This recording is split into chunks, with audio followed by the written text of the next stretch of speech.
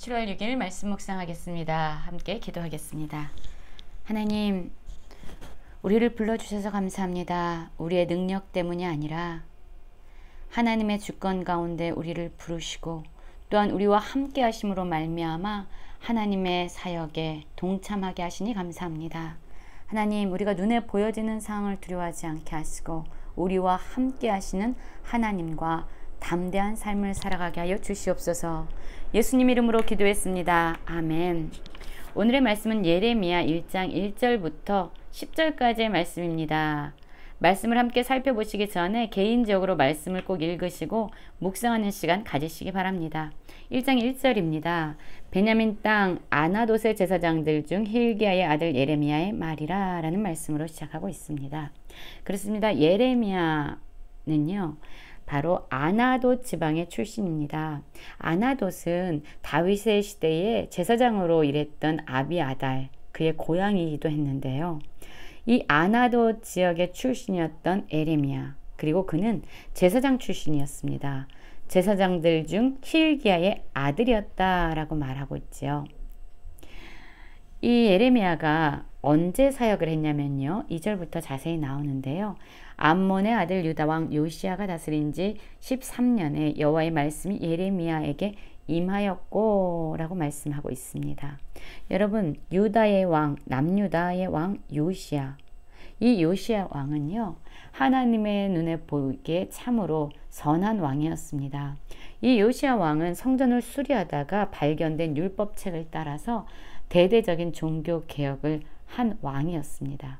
하나님의 정의와 하나님의 공의가 이 남유다 땅 가운데 다시 세워지도록 그는 하나님의 관점에서 그 나라를 개혁했습니다. 요시야가 다스린 지 13년에 여호와의 말씀이 예레미야에게 임했다라고 하는 것은 이때 하나님께서 예레미야를 선지자로서 기름 부으셨고 또한 그로 하여금 그 사역에 임하도록 하셨다라는 거예요. 선지자로서 해야 할 말씀, 바로 하나님의 말씀을 그에게 부어주셨습니다. 그리고 언제까지 선지자로서, 예언자로서 이 사역을 감당했냐면요, 요시야의 아들 유다의 왕 여호야김 시대부터 요시야의 아들 유다왕 시드기야의 11년 말까지, 곧 5월에 예루살렘이 사로잡혀 가기까지 이만이라 라고 말씀하고 있어요. 이 요시야 왕은요, 나라를 참으로 하나님의 기준에 따라, 말씀에 따라 잘 다스린 왕이었습니다. 그러나 안타깝게도요, 이 요시야 왕은요, 아수르를 돕기 위해서 진격하던 애굽의 바론 느고에 의해서 죽임을 당하게 됩니다. 무기또 전투에서요, 이 요시야 왕은 허망하게 죽음을 당하게 돼요. 참으로 안타까운 일이 아닐 수 없죠. 그 이후에 요시야의 아들들이 왕위를 계승하게 됩니다. 많은 왕들이 세워졌어요. 그리고 이 시드기야 왕, 바로 남유다의 마지막 왕 시드기야의 11년 말까지 예레미야가 하나님의 선지자로서 사명을 감당하게 됩니다. 남유다, 이스라엘 백성들이 바벨론으로 포로로 잡혀가기까지 예레미야의 사역은 지속되었습니다. 여러분, 한번 생각해 보십시오. 예레미야는요, 한 나라가 멸망하는 그 시대 가운데서 하나님의 말씀을 선포해야 됐습니다. 그것도 하나님께서 구원하시고 하나님께서 회복시킨다라는 메시지가 아니라 하나님께서 심판하신다, 회개하고 하나님께로 돌아와라 라는 메시지였습니다. 하나님의 심판을 예고했고 또한 그들이 바벨론 땅으로 포로로 잡혀갈 것이다 라는 것을 예언했습니다. 그러니 얼마나 많은 이 남유다 이스라엘 백성들이 예레미야의 그 말을 듣고 싶지 않았겠습니까? 사실 우리에게도요, 누군가 나쁜 얘기를 하거나 너가 나중에 아주 어려운 일을 당하게 될 거야, 너는 지금 잘못하고 있어 라고 얘기한다면 우리는 그런 이야기를 기쁨으로 듣진 않잖아요. 듣기 싫어하지요. 그런데 예레미야에게 맡겨진 사역은요, 바로 이러한 하나님의 메시지, 그들을 향한 심판의 메시지를 끊임없이 선포해야 되는 거였어요. 참으로 힘겨운 일이 아닐 수 없겠지요. 나라는 멸망으로 치닫고 있습니다. 그리고 마침내 그 나라는 바벨론의 포로로 잡혀가게 돼요. 그러한 처참한 상황 가운데서 예레미야는 자기 민족, 자기 백성을 향해서 끊임없이 심판과 멸망을 선포하고 있으니 여러분, 예레미야는 당연히 이스라엘 백성들로 하여금 미움의 대상이 되지 않았겠습니까? 자, 그렇다면 이 예레미야를 부르신 분이 누구이고 또한 예레미야를 언제 부르셨을까요? 4절입니다. 여호와 말씀이 내게 임하니라 이르시되 내가 너를 모태에 짓기 전에 너를 알았고 내가 배에서 나오기 전에 너를 성별하였고 너를 여러 나라의 선지자로 세웠노라 하시기로 라고 말하고 있습니다. 예레미야를 하나님께서 예언자로 선지자로 세우신 것은요, 그가 모태에 잉태되기 전에 하나님의 주권적인 역사하심 가운데서 이루어진 일이었다라고 말합니다. 그렇습니다. 하나님이 창조주세요. 그래서 하나님은요, 예레미야를 어떻게 지어야겠다, 어떻게 만들어야겠다라는 것을 미리 다 마음에 생각해 두셨겠죠. 그리고 하나님의 마음은 실제적으로 예레미야라는 사람으로 지어져 눈에 보이는 존재로 나오게 되었겠지요. 그렇습니다. 모태에 짓기 전에 하나님은 예레미야를 아셨습니다. 왜냐하면 하나님이 창조자이시고 창조주이시기 때문입니다. 그리고 그가 어머니의 배에서 나오기 전부터 그를 구별하고 성별했다라고 말씀하고 있고요. 그를 선지자로 세웠다라고 말합니다.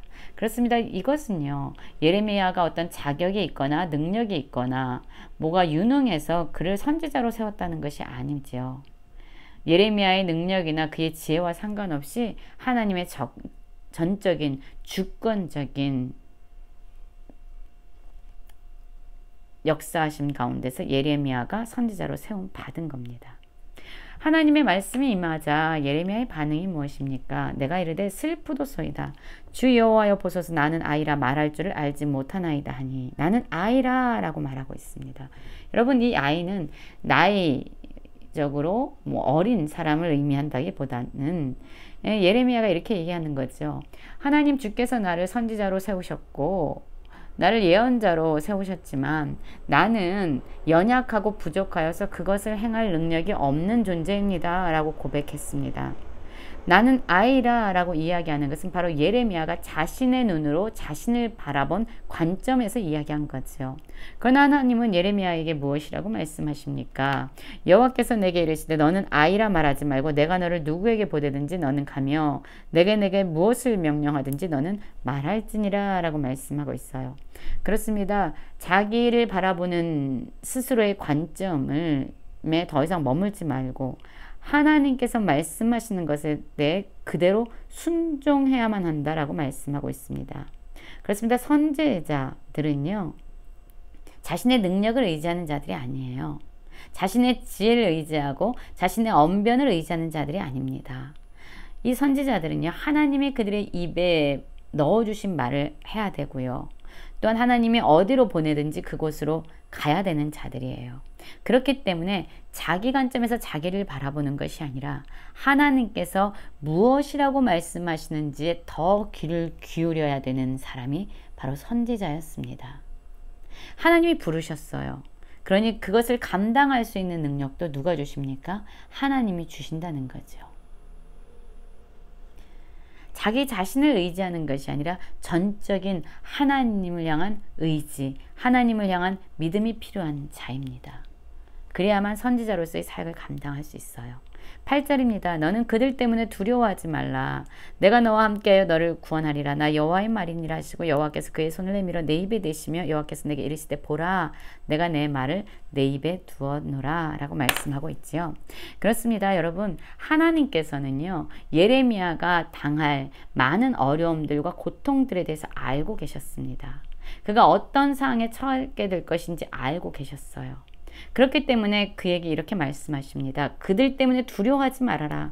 상황을 보거나 너를 정죄하고 너를 미워하는 사람들, 그런 상황을 보지 말아라. 두려워하지 말라. 왜냐하면 하나님이 그를 선지자로 세우시고 그에게 선지자의 사명을 감당하도록 능력을 주신 하나님이 예레미야와 함께 하셔서 그를 구원해 주실 것이라고 말씀하고 있는 겁니다. 여러분, 물론 하나님이 함께 한다고 모든 상황이 바뀌고 모든 두려움의 그런 어떤 문제들이 사라지는 것이 아니에요. 두려움의 상황, 어려운 문제들을 우리는 여전히 만납니다. 그러나 그 상황 가운데로 우리는 주님과 함께 손을 붙잡고 나아가는 거예요. 사망의 음침한 골짜기로 들어가지만 그곳에서 우리가 두려워하지 않을 수 있는 것은 바로 주께서 우리와 함께 하시기 때문이죠. 문제에서 면제되는 것이 아닙니다. 고통이 제거되는 것이 아닙니다. 그 고난 가운데, 그 어려운 상황 가운데로 들어가지만 우리는 혼자가 아니라 우리와 함께 하시는 하나님과 함께 그 안으로 들어가고 있는 겁니다.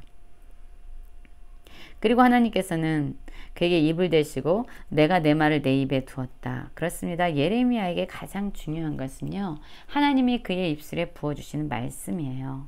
왜냐하면 그 말씀을 선포해야 되기 때문이죠. 10절입니다. 보라, 내가 오늘 너를 여러 나라와 여러 왕국 위에 세워 내가 그것들을 뽑고 파괴하며 파멸하며 넘어뜨리며 건설하고 심게 하였느니라 하시니라. 그렇습니다. 하나님께서는 단지 예레미야를 남유다 이스라엘의 선지자로만 세운 것이 아니라 여러 나라, 여러 왕국 위에 그를 세웠습니다. 열방을 향한 선지자로 그를 세웠습니다. 그를 통해서 열방을 향한 하나님의 메시지를 열방을 향한 하나님의 메시지, 열방을 향한 하나님의 심판과 멸망, 그것을 예고하고 또한 그의 말대로, 그가 선포한 말대로 그대로 성취될 것입니다. 그러나 그것이 끝이 아니지요.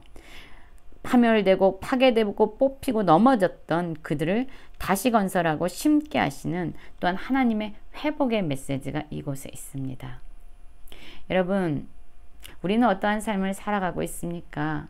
우리 자신을 의지하거나 우리의 능력을 의지하고 있지 않습니까? 우리를 부르신 하나님, 우리의 삶을 주관하시고 다스리신 하나님, 또한 우리를 부르신 대로 그것을 행할 수 있는 능력을 주신 하나님, 우리와 함께 하신 하나님과 동행하는 모든 성도님들 되시길 간절히 기도합니다.